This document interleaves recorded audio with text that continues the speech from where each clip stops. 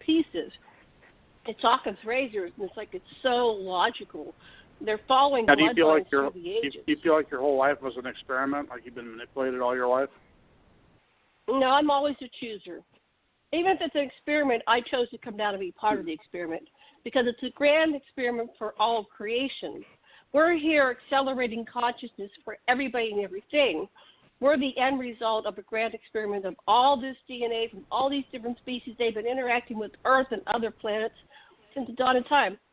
We don't own our DNA. The DNA belongs to the cosmos, to these people that are combining things. It's like the colors on a palette, you know, and they keep combining it in different ways. And they wanted to create a species that would connect us, would allow us to connect all the way to source from the lowest density in physical 3D form, in our meat skins, in our avatars. So humanity, human beings, seem to be the species that encompasses all the dimensions and all the realms. So we can be bringing heaven to earth, literally in our form, and we can travel the cosmos. A lot of the beings have to have machines to fly in the cosmos, but human beings can actually project throughout the cosmos.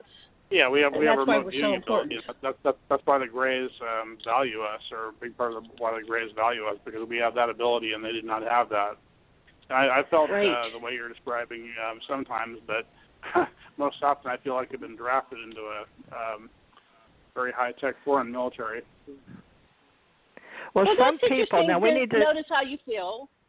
Yeah, I mean, some people feel that it wasn't your choice, and some people, I feel that I volunteered, 3 ways to volunteer. I'm a volunteer. I came in here. I agreed to go unconscious because if I knew everything, then I wouldn't be able to co-create with Source, right? You have to go unconscious in order to diversify creation. So that was important. But go ahead, TJ. I'm sorry I interrupted. Go ahead. Well, I agree with both of you because I have periods in my life where I knew who I was. I was in Russia prior to this one of my lives here.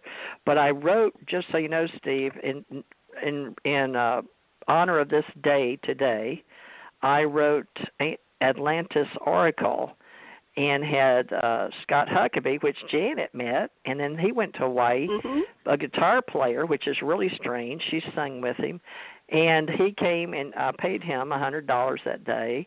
It's usually about $25 an hour for a musician minimum, at least around the East Coast and stuff, because they have a union too. Some of them have to make $50 to $100 an hour, so it depends on if they're the union or not. But I had to pay a lot of dues. It was very, very expensive by the end, folks, just to do some music. But we were original writers, and I took my book from Ascension Center Hawaii, Ascension and Psychic Awakening, and I had some of my past lives that were recorded back in the day before we had computers. We had typewriters.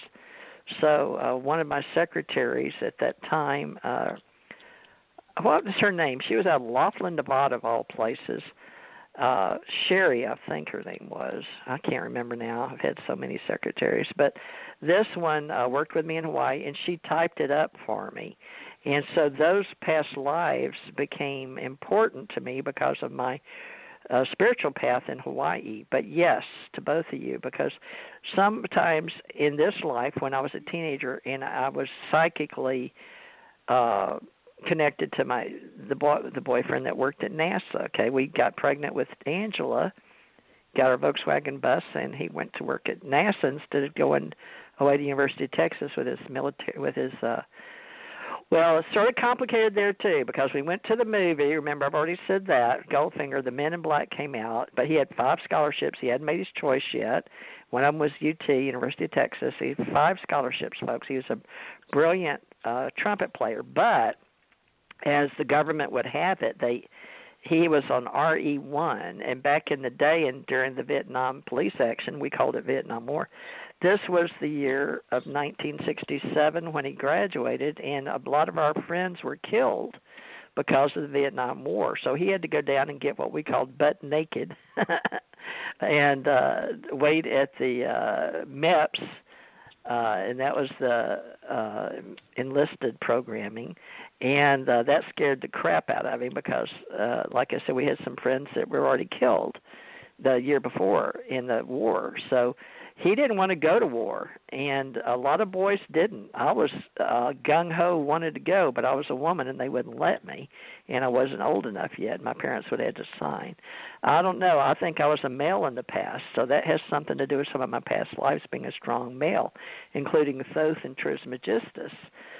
Is some people say, because I have memories of that I got in Hawaii. But I didn't know that until I went to Hawaii and got on my spiritual path and had a nurse, RN, take me back on my birthday with Dr. Laura Sturgis. And I lived in a big fancy mansion, and a lot of people came to my birthday from Germany and Norway and people I didn't know. There was like 50 people from around the world that were invited to celebrate my birthday, and the Moon Goddess song, I remember that. So I strongly believe we're all connected, and that these deep state and these rich people that I'm not a part of, because when I traveled the world, somebody paid my tab. Even when I came in from Hawaii to Chicago for some things, my tab was picked up. I never understood. It was like I was always taken care of. Janet, I've talked to you about that before. But what I'm saying is these past lives, that there's some things that I would like to do in this Invisible College, and the men in black and women in black and the various government people that come and visit you when you start doing this. But I tried to do this, folks, years ago, and with Barry Gaunt and the MUFON, Mutual UFO Network. And all of a sudden, he became a star investigator just because I went to like one meeting, and Robert Bigelow, or remember Janet Bigelow in aerospace? All of a sudden, Bigelow was wanting to know this, and bought up our files, and I was never allowed to work with MUFON or be anything to do with the saying UFO or alien, or I'd get fired in my job as an investigator later on in life.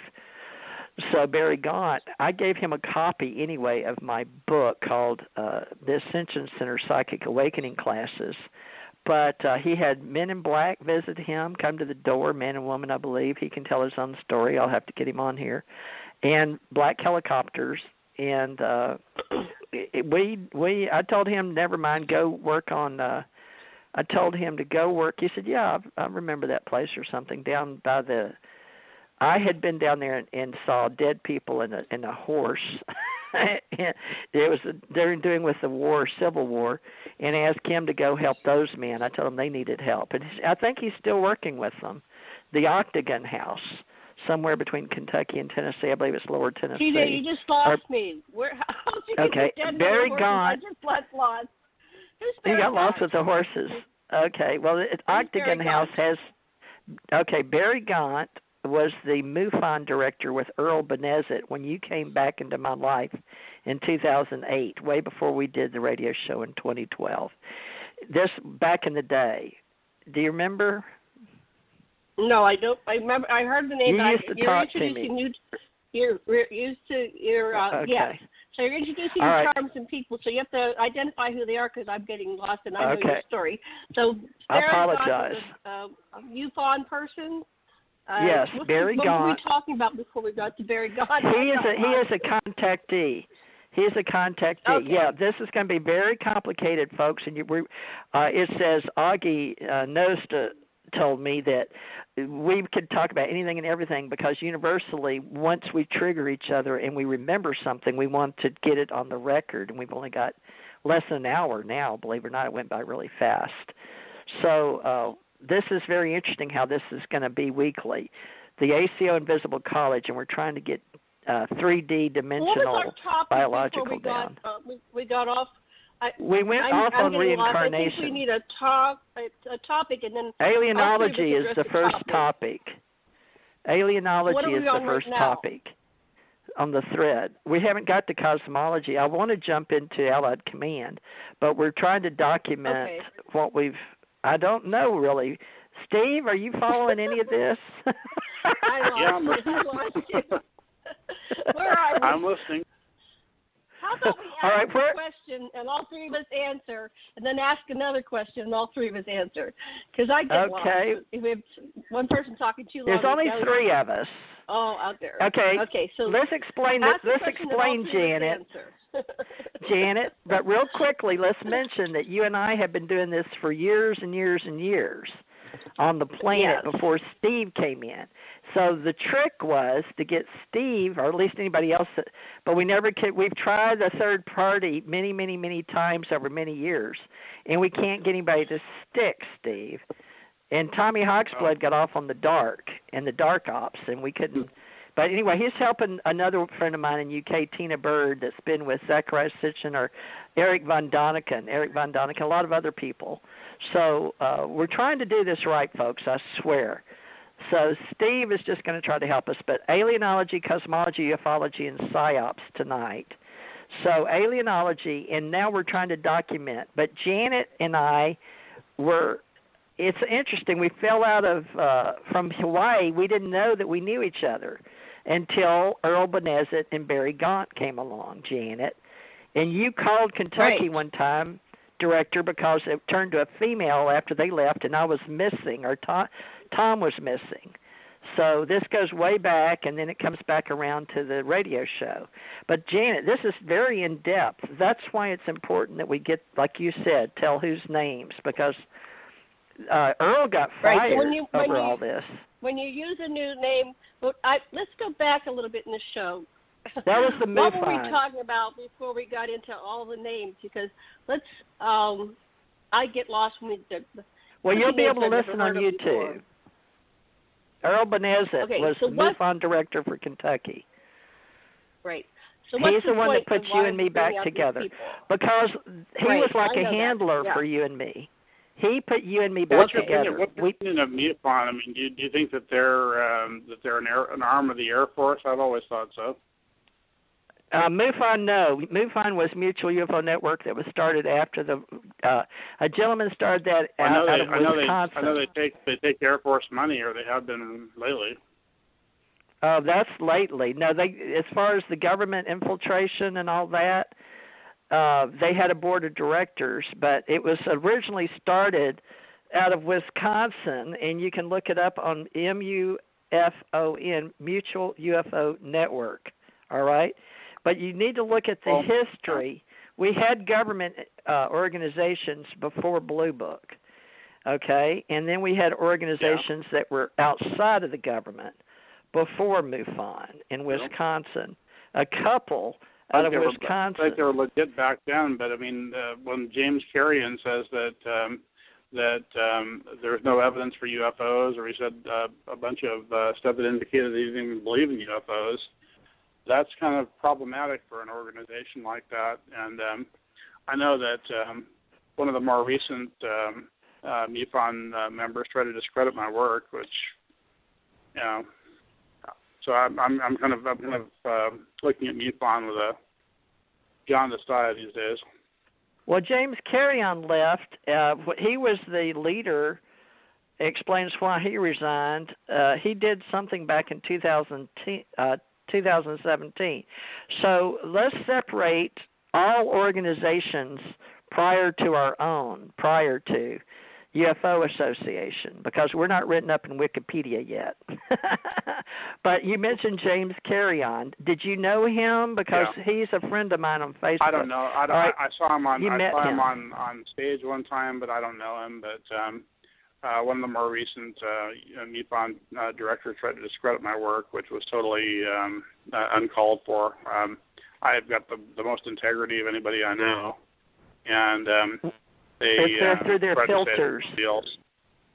Well, what happens is they want to do nuts and bolts.